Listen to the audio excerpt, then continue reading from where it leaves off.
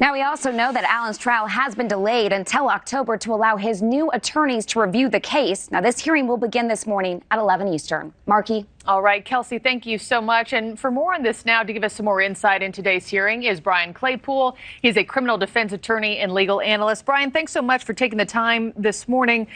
This is being taken up by the Indiana Supreme Court today, obviously the state's highest court, months before the scheduled trial in October. How unusual is it for the state's highest court to intervene like this in this case? Hey, Marky, good morning. Great to see you. It is highly unusual because usually in criminal cases, you have appeals heard after there's been a verdict in a case. And this is an appeal that's being heard before the trial starts. So it's extremely extraordinary in a criminal case. Yeah. And as Kelsey was just laying out there in that report right before we took you live, one of Allen's biggest asks is that his former defense attorneys be reinstated.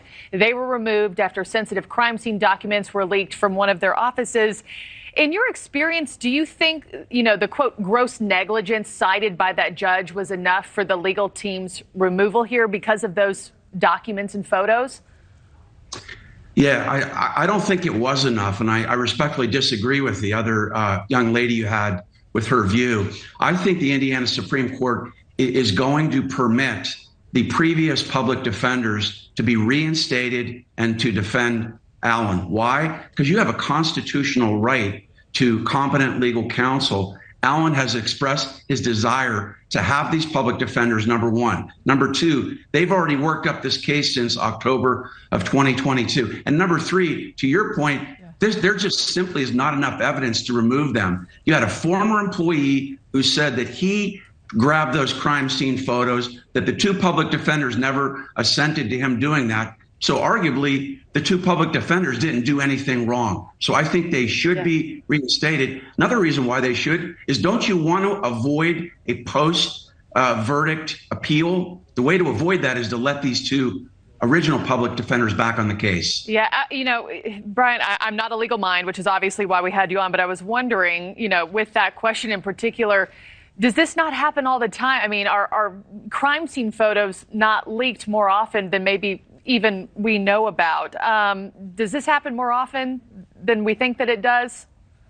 Yeah, absolutely. Yeah. I mean, to give you an example, remember the President Trump's indictment in Florida with removing confidential documents. You had a few examples of the documents arguably leaked by somebody with big notes on them, confidential. So that's a perfect example right there. So this does happen often. But there wasn't gross negligence on the part of the two public defenders. And look, I think at the end of the day, Allen's going to probably win on the 70-day issue as well. If he gets into court and says, look, I want a trial within 70 days, I think the court's going to grant that. One thing I think Allen's going to lose on, Marky, is removing this judge. There's no way on this planet that Judge Gold's going to be removed.